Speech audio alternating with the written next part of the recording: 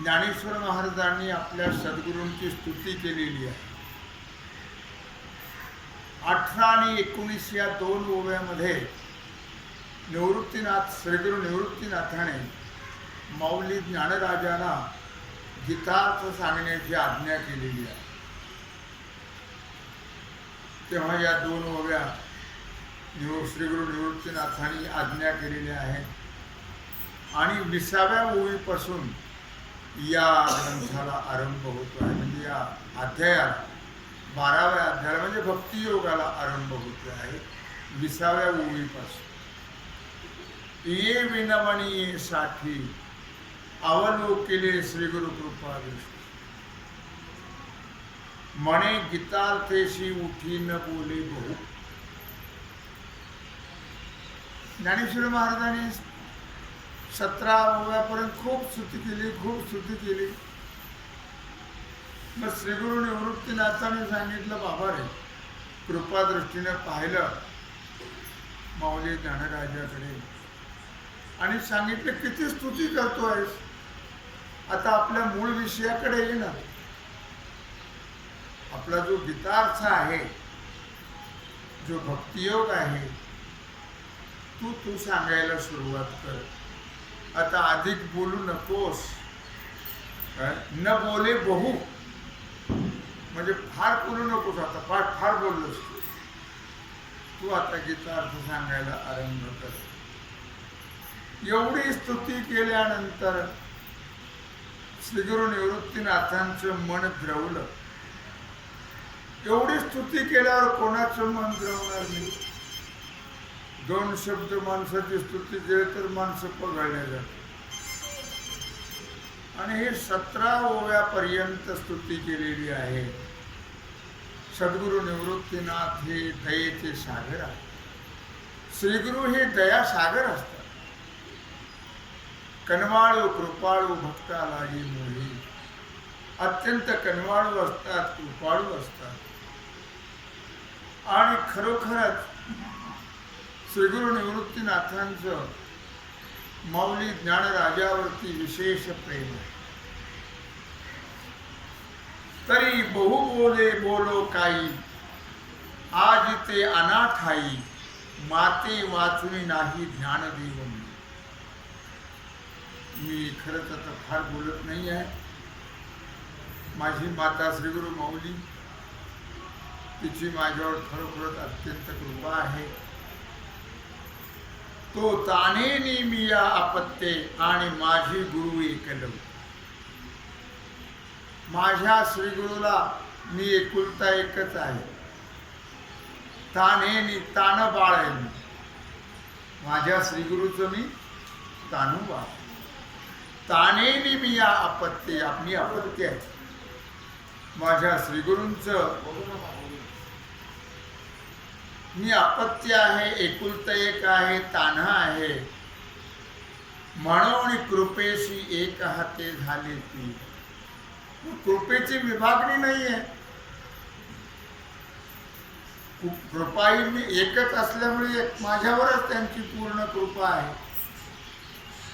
त्या कृपेची विभागणी होणं शक्य हो नाही आहे. लक्षात ठेवा. ज्ञानेश्वर महाराजांसारखे सर्वगुण संपन्न रसिक असणारे, अर्थात रसिका जोगे व्याख्यान शोधणारे, ज्यांच्या वाणीमध्ये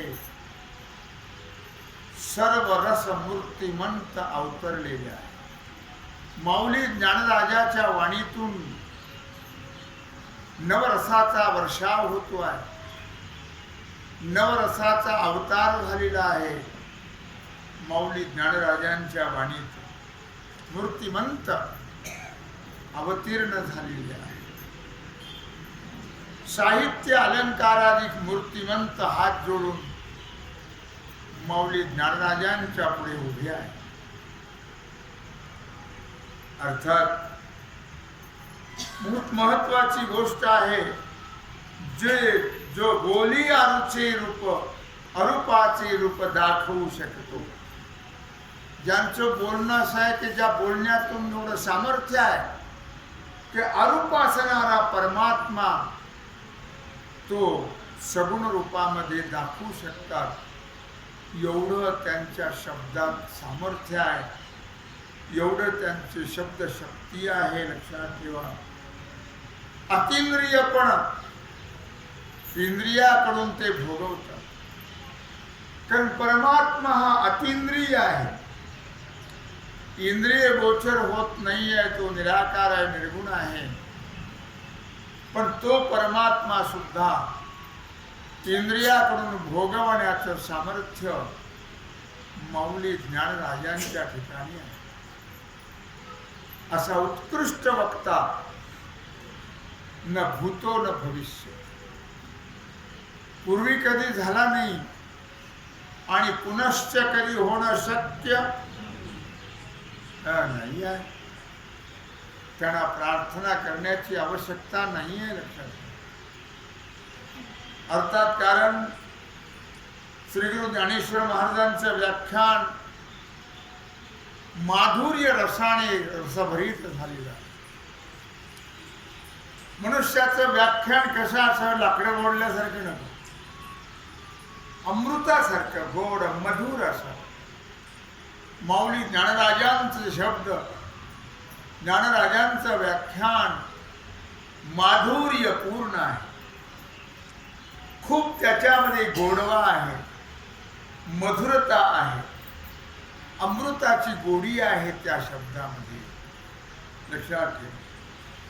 त्यांच्या शब्दात सांगायचं जर झालं तर 6व्या अध्यायातल्या 14 ते 21 ओवीत सांगितलेलं आहे. फार सुंदर विचार केलेला आहे. ना तरी जे धातू आधाही न जोडे, ती लोहेची पंधरे सापडे, जरी दैवयोगे चढे परिसहाता. काय शब्द आहेत लक्षात. ना तरी धातुवादाही जोडे 6व्या अध्यायातली ओवी आहे, 14 ते 21 पर्यंत. कुठलाही धातू घ्या तुम्ही, कुठल्याही धातूने लोखंडाचं सोनं होणं शक्य आहे का? हो, नाही होणार.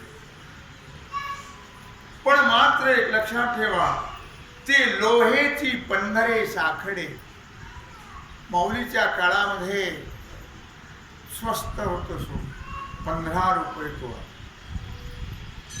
15 रुपये तोळ्याचं सोनं, 100 नंबरी सोनं केवळ परिसाच्या सानिध्यामध्ये प्राप्त.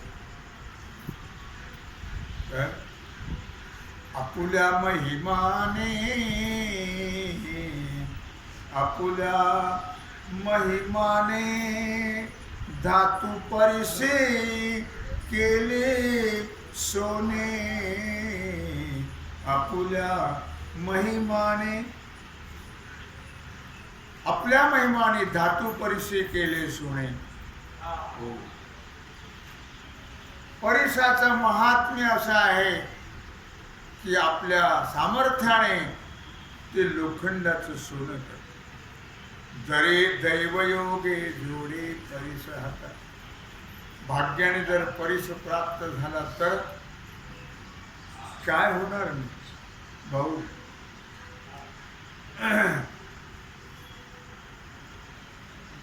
आलं लक्षामध्ये. एकाकडे साधू गेले. ओम नभोत भिक्षां दे. ते म्हणलं महाराज माझ्याकडे काहीच नाही भिक्षा वाढायला, मी अत्यंत दरिद्री आहे, गरीब माणूस. चटणी वाटायच्या बोटाने आता, चटणी वाटायची, चटणी वाटायच्या बोटाने आण, दुसरं काही द्यायला नाहीच नाही. त्यांनी तो गोटा आणला आणि साधूंच्या हातात दिला. किती दिवस झाला तुझ्या गोट्याने चटणी वाटते? म्हणजे लहानपणापासून माझी आई पण ह्या गोट्याने चटणी वाटते. आणि मी पण या गोट्यान चटणीवर. तुझ्याकडे काही लोखंड बिखंड आहे का? निघत म्हटलं थोडस आण पाहू.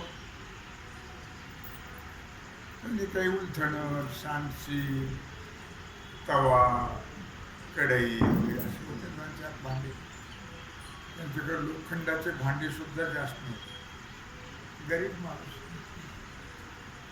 त्याने ते आणले आणि ते गोट त्याला लावलं. त्याचं सोनं झालं. तो तर आश्चर्याने थकीत झाला. काय प्रकार आहे?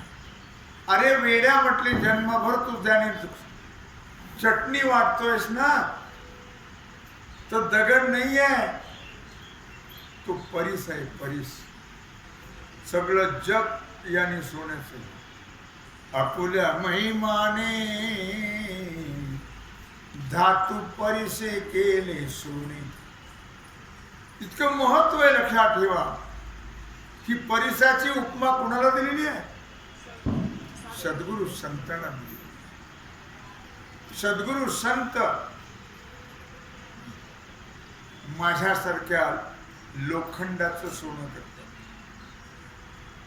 लोखंडाचं सोनं एवढं महत्व आहे. म्हणून धातुवादा ही जोडे, लोहेची पंधरे सापडे, जरी दैवयोगे चढे परिस हाता. पण भाग्य लागतं त्याला. 2 पिढ्या 2-3 पिढ्या गेल्या तरी त्याला कुठे कळलं परिस. चटणीच वाटत होत आणि मोलमजुरी करून खात होतं, ते पोटभर मिळत नाही. पण सुदैव त्याचं उदयाला आलं. संत महात्मे भेटले आणि त्याच्या जीवनाचं सोनं झालं. मनुष्याच्या जीवनाचं सोनं व्हावं असं वाटत असेल तर सद्गुरु संतांचं सानिध्यच प्राप्त. बस. दुसरं तुम्ही वाटतं ते जरी केलं तरी सोनं होत नाहीये.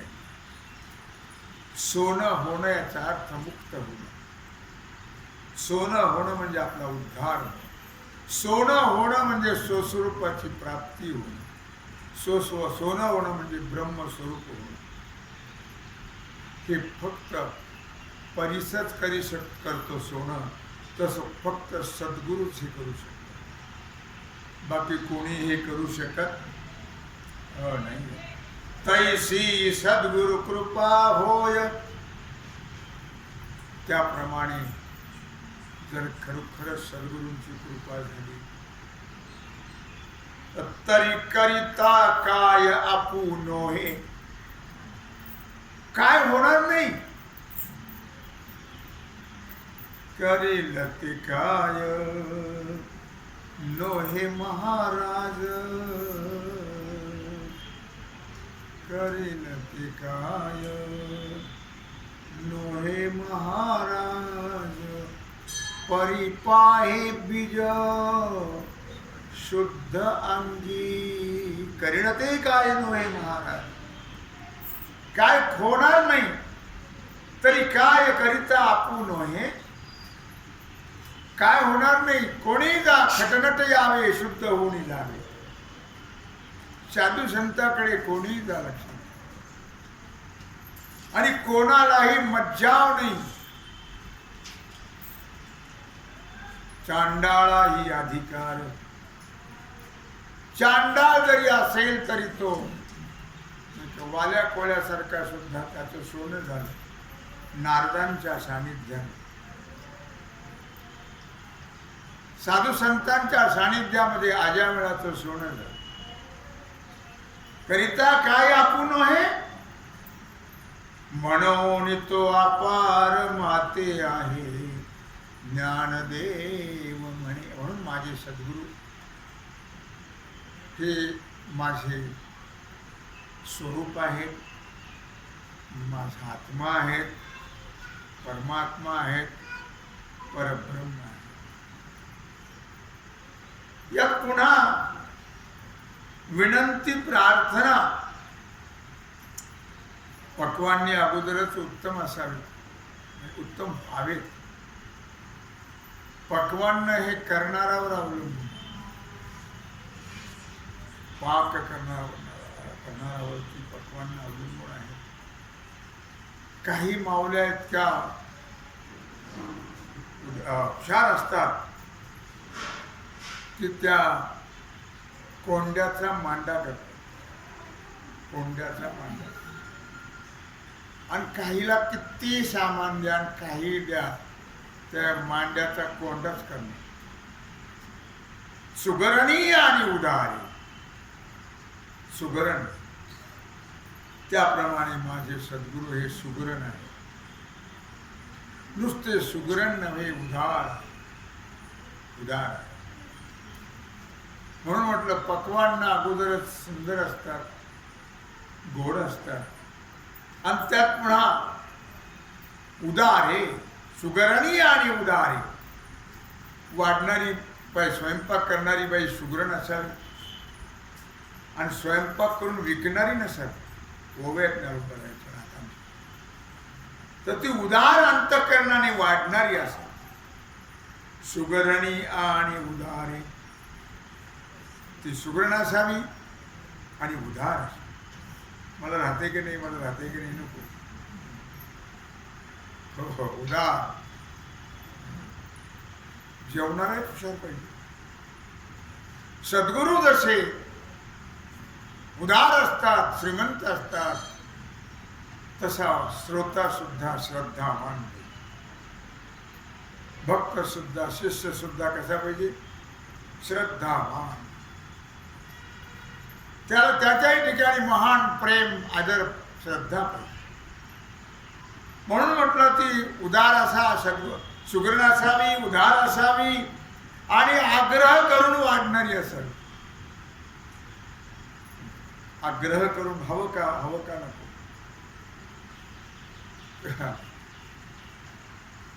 एकदा एका ठिकाणी मी जेवायला गेलो, आता जात नाही कुठून, असं काही ठिकाण असेल तर पवित्र जातो नाही एखाद्या वेळेस, नाही असं नाही, वैष्णवांच्याकडे जरूर जातो,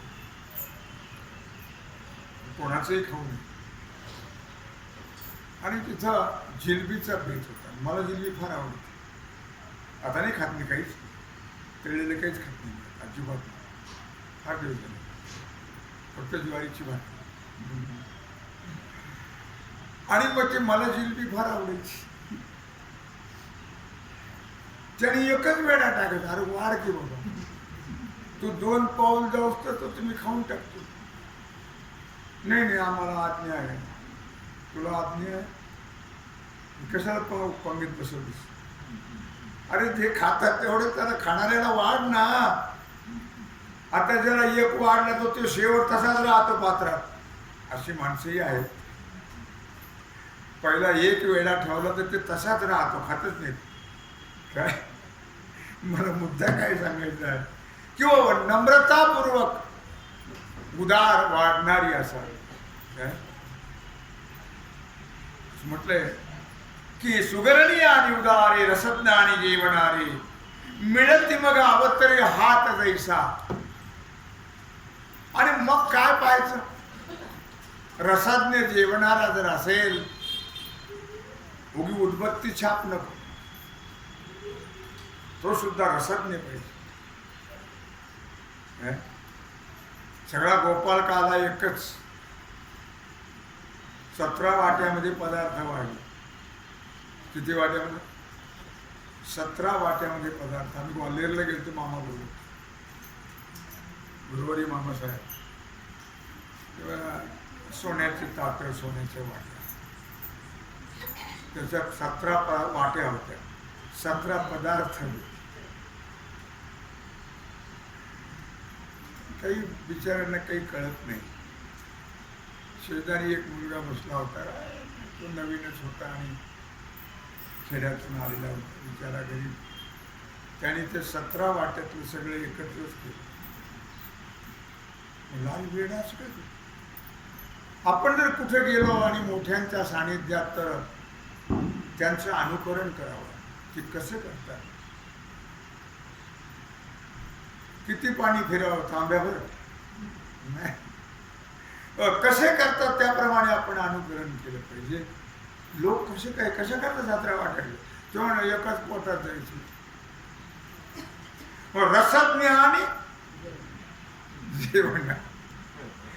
जेवणारे सुद्धा कसे पाहिजेत? रसद काय? मग रसाळपणे आता पुरे कोण म्हणे? असा जर रसाळ असेल आणि मस्त असेल तब्येत तर बस बस बस असं म्हणेल का? पहिल्या वाढीतच हात पुरं करेल का? नाही करणार. आणि सभाग्य पाहुणाये मौली परगोळ वर्णन करता आहेत. आणि सभाग्य पाहुणाये सुभगाची वाढती होय. पाहुणा सुद्धा भाग्यवान असावा. सभाग्य म्हणजे सुदृढ असावा. आणि वाढणारी सुद्धा सुभगाची वाढती होय. वाढणारी सुद्धा उदार भाग्यवान असावी. सद्गुरूबद्दल वर्णन आहे सगळे मौली करतात. तै सरोनेने रससोय ऐसी आती. ती सांगत असते तुम्ही काळजी करू नका, माग पाऊस नका, भरपूर आहे, शिल्लक राहील. काय ते सरोनेने रससोय ऐसी आती. चिंता करण्याचे कारण नाही, मोजून केलेलं नाही. आपले किती माणसं आहेत, एक भाकरी शिल्लक राहावी किंवा 2 पोळ्या शिल्लक राहाव्या, कोणी येतं जातं ऐन वेळेला. ते शेवटच्या माणसाला पुरत नाही. इतकं कंजूस कृपणपणाने उदारता पाहिजे. म्हणून या ठिकाणी वर्णन केलं मौलीनं. सुभगाची वाढती होय तै सरोनेने रससोय ऐसे आती. हो, भगवान जेवायला बसले होते. भीमाला बसला बाहेर. भगवान काही बोलले आपण व्यवहार आहे. कोणी आलं तर या जेवायला म्हटलं, म्हणा नका जेवायला म्हणत बसतो, बसलं तर बसतो, पण या जेवायला म्हणा. पण भगवान म्हटले पण अगोदर तयारी केली नाही ना काही, उभी जेवायला म्हणून. पण हा असा धटीगर माणूस आहे की त्याला जेवायला म्हणलं की लगेच बसत. भगवान बोलले, अरे म्हणले 72 सालचा दुष्काळ आहे का काय, निदान बोलव तरी जेवायला. आमच्या बहिणीला बी काळजी आहे की नाही कुणास ठाऊक. अहो म्हणलं असं काय करतो, निदान कमीत कमी जेवायला तरी म्हणा. तुला कल्पना नाही त्याची. त्याला जेवायला या म्हटलं की लगेच बसेल. आहे तयारी तुझी? म्हणले आहे. काय आहे? होणार आहे तेवढं, भरपूर आहे. बरं या जेवायला. भगवंतापेक्षा भीम मोठा होता. भाऊजी या जेवायला. बसला भीम जेवायला. आणि मग काय विचारता, भीम आहे तो जो जेवायला सुरुवात केली. येऊ द्या, नकार नाहीच. वाढणाऱ्याचा अपमान करायचाच नाही. पण नकार दिला तर वाढणाऱ्याचा अपमान होतो. नकार द्यायचा नाही. येऊ द्या, येऊ द्या. कोणी येतं जातं म्हणून 5 किलोचा चिवडा, 5 किलोचे लाडू करून ठेवले डब्यामध्ये. रुक्मिणी येतं जातं, कोणी 2 लाडू 2 चिवडा दिले, थोडा चिवडा दिला म्हणून बराच मागतात माणसं. काही माणसं फार असे उदार असतात. असं मला सांगायचा मुद्दा असा की अशा प्रकारे पोळ्या संपल्या, भाजी संपली, रुक्मिणी पाहायची, हा आता तरी म्हणेल पुढे झालं, येऊ द्या. मग ते थोडे थोडे लाडू वाढायला सुरुवात केली, तेवढे संपले. नुकतेच लाडू करून ठेवले, ते पात्र धुतले तसं होतं. आता काय भगवंताकडे पाहिलं, तुला म्हटलं होतं कळत नाही तुला. पाहुणा हे घे ना, आता पाहुणा चिवडाही खाल्ला डबावर. पुन्हा भीमाने पाहिलं, मी म्हटलं आता झाली की पंचमी. भगवंताकडे पाहिलं, म्हणजे काही पातेल्यात काही आहे का असेल. म्हटली खरडण. खरडवतं का पातेलं? ते पातेलं खरडवलं ते 2-4 लाडू झाले त्याचे तयार. एक लाडू वाढ म्हणजे हा कुंतीचा घास नाही. एक लाडू वाढला, हा कुंतीचा घास की भीमाने ढेकलले.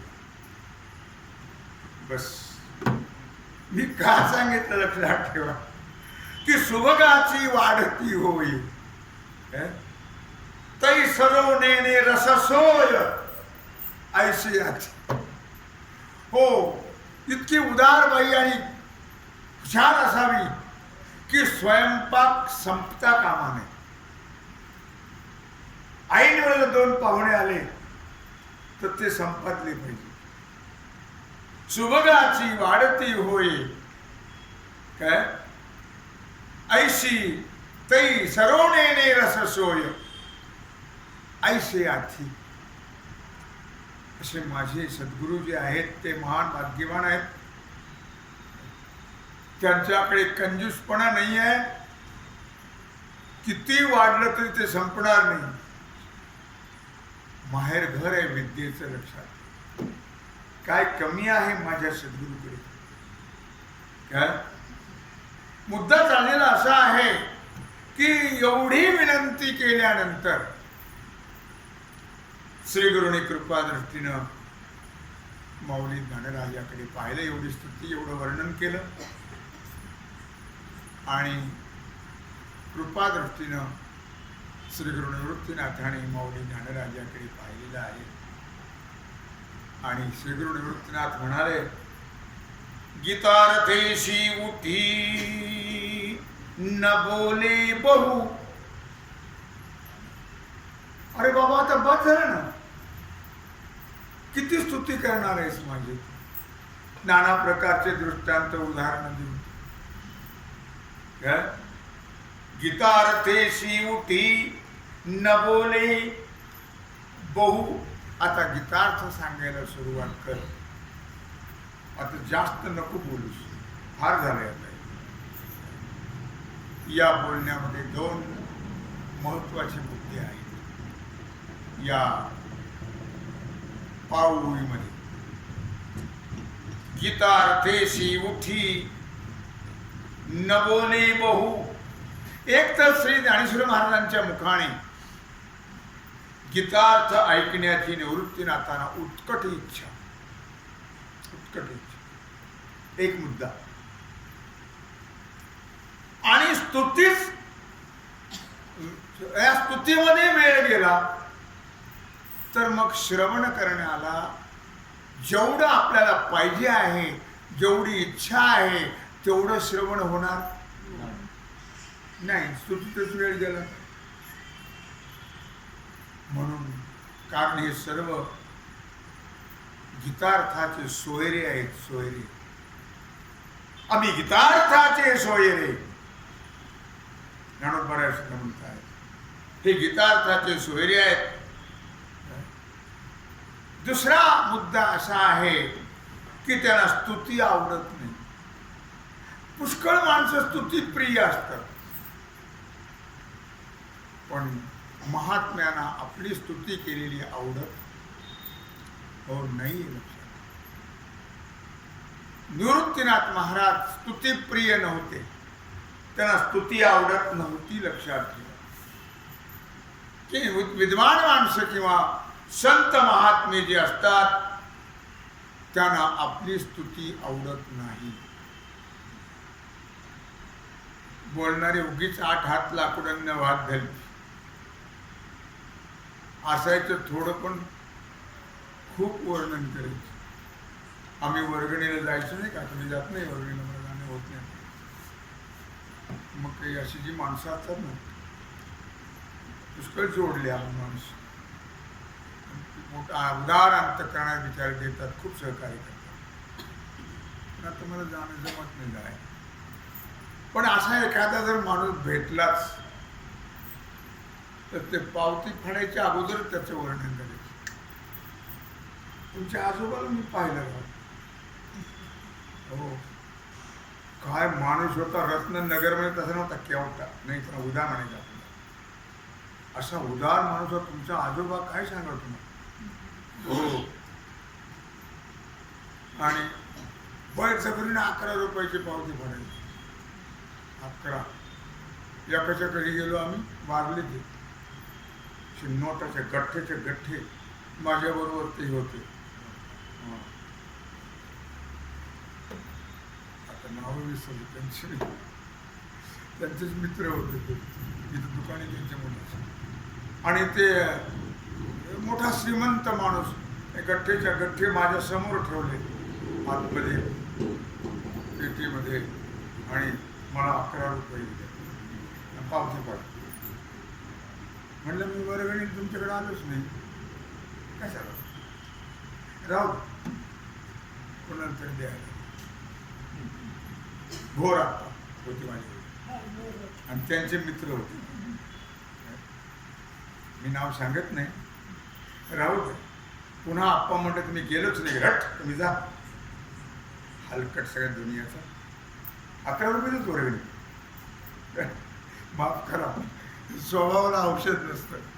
मला मुद्दा काय सांगायचा आहे.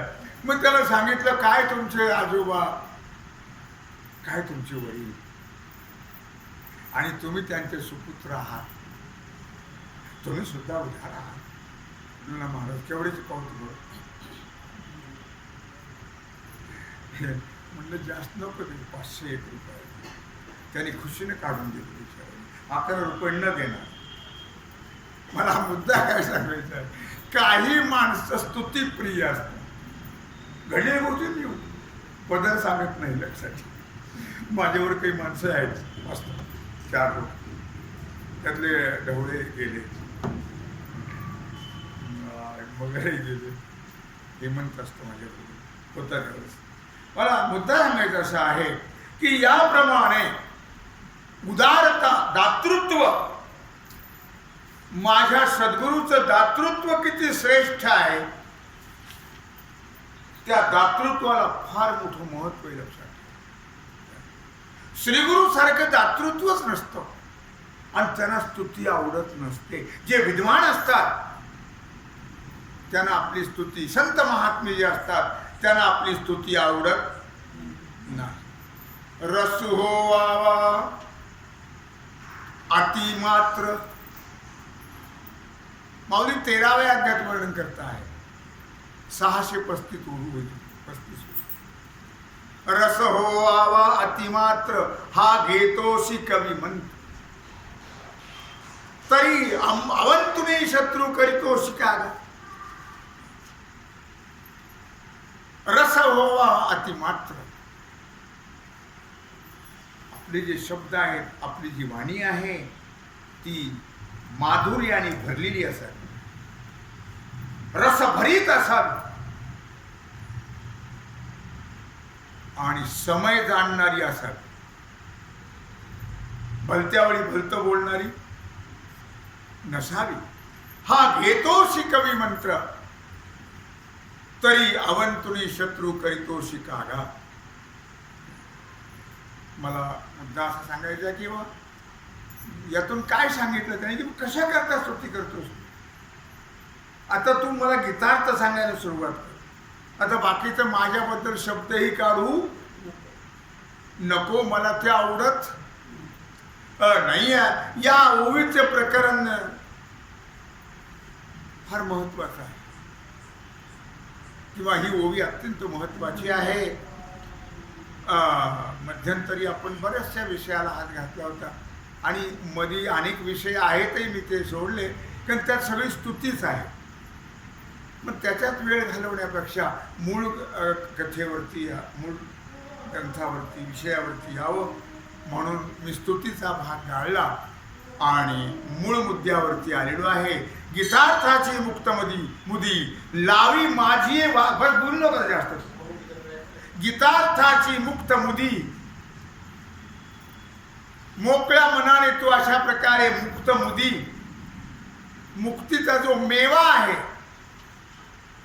तो लावी माझी वागवृद्धी. तू लाव माझ्या कानाकडे तो गीतार्थ, जे माने सभासदी सज्जनांच्या. आणि सर्व सज्जन संत महात्म्याला हेच आवडतं म्हणून तू गीतार्थ सांगायला सुरुवात कर. तुझ्या मुखातला गीतार्थ मला अत्यंत आवडतो.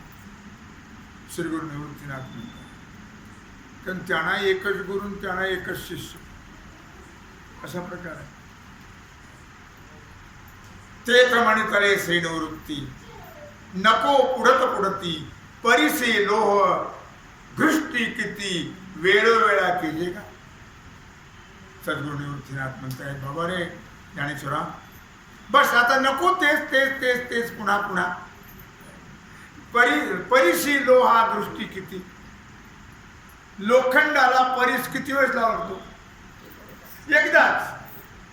एकदा लावलं की काम झालं का पुन्हा पुन्हा पुन्हा पुन्हा पुन्हा. अरे 1000दा लावलं दगड तर काय जोडणं होणार आहे काय. पण परिशी एकदाच लावला की काम. एकदाच बोललास ना आता पुन्हा नको तेच सांग. आणि तेच कथन करू नकोस. तवण विनवी ज्ञानदेव म्हणे हो काजी पसाव, पर्यावधान दे तू देव ग्रंथ आता. बस मी तुमच्या प्रसादाचीच, तुमच्या प्रसन्नतेची मी वाट पाहत होतो. तुम्ही माझ्यावर तर अतीव प्रसन्न झालेला आहात.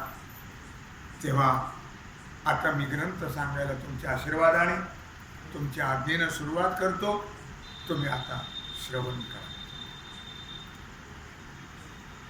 तेथ जी जी महाप्रसाद, म्हणून साविया झाला आनंद. आता निरोपिण प्रबंध, अवधान दिजे. तेथ जी जी महाप्रसाद. श्री गुरु बोलली की आता बोल नकोस तो, आता महत्वाचा विषय बोल. तेव्हा ज्ञानेश्वर महाराज खूप खूप आनंद झाला. आणि महाराज, आपली आज्ञा मला झाली, हाच माझ्यावर झालेला प्रसाद आहे, महाप्रसाद आहे, महान कृपा आहे. तुमची आज्ञा माझ्यावर झाली. तेव्हा आता आपल्या आज्ञेप्रमाणे, आपल्या आदेशाप्रमाणे मी आता भक्तियोगाची कथा सांगणार आहे. कारण हा 12वा अध्याय जो आहे तो भक्तियोग आहे. या ठिकाणी उपासना कांड संपत आहे आणि ज्ञानकांडाला आरंभ होतो. त्रिकांडात्मक गीता आहे. कर्म, उपासना आणि ज्ञान. मी परवा पहिल्या सुरुवातीला सांगितलं होतं की पहिल्या अध्यायामध्ये शास्त्र प्रस्ताव आहे, दुसऱ्या अध्यायामध्ये सांख्ययोग सांगितला, तिसऱ्या अध्यायामध्ये केवळ कर्म सांगितलं आणि चौथ्या अध्यायापासून तो 12व्या अध्यायापर्यंत उपासना सांगितली. आणि आता उपासना कांड संपून ज्ञानकांडाला आरंभ होतो. आणि म्हणून आपल्या आज्ञेप्रमाणे, आपल्या आदेशाप्रमाणे मी गीता सांगणार आहे. पण अवधान द्यावे. पण मात्र आता ते काही इकडे तिकडे आहे बघणार आहेत का, काही पण ऐकणारे आहेत, तरी पण माऊली म्हणतात तरी अवधान द्यावे. सावधानतेनं, एकाग्रतेनं तुम्ही मी जे सांगतो आहे ते ऐकण्याचा प्रयत्न करा. असं कुणाला विनंती करताय? श्री गुरु निवृत्तीनाथ. अर्थात तैसे तुम्ही वासन पहाल, ग्रंथ नेगा वरी कोपाल जरी निर्विवाद नव्हेल निरूपण. मित्र, आता तुमच्या आशीर्वादाने तुमच्या आज्ञेनं मी निश्चितच ग्रंथाचं कथन करणार आहे. पण ग्रंथ नेगा परिकोपाल, जर मी यथार्थच करीन. तुमची कृपाच तशी आहे. तुमची कृपा होता पशु बोले वेद. मी वेद बोलवला नाही, तुमच्या कृपेने बोलला तो रेडा वेद. तुमची कृपा होता पशु बोले वेद. तुमच्या कृपेनेच पशु वेद बोलला.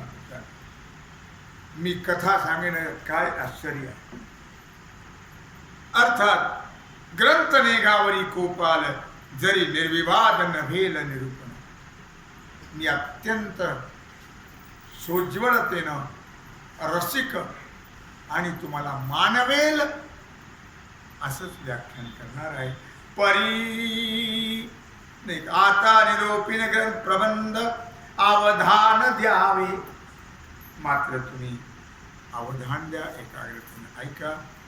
असं ज्ञानेश्वर महाराजांनी आपल्या सद्गुरूला विनंती केलेली आहे. आणि उद्यापासून आता कथा सांगणार आपल्या सद्गुरूंना. सद्गुरू हे श्रोते आहेत, ज्ञानेश्वर महाराज वक्ते आहेत. आणि ती कथा म्हणजेच भक्तियोग. ती कथा म्हणजेच श्रीकृष्ण भगवंताचा संवाद, श्रीकृष्ण भगवान आणि अर्जुनाचा संवाद. असा भक्तियोगाचा प्रकार आहे. तो भाग आणि आजची सेवा भगवत चरणी समर्पित करून राहिलेला जो सेवेचा भाग आहे तो आपण उद्या करू. कुंडलिक वरदे श्री ज्ञानदेव.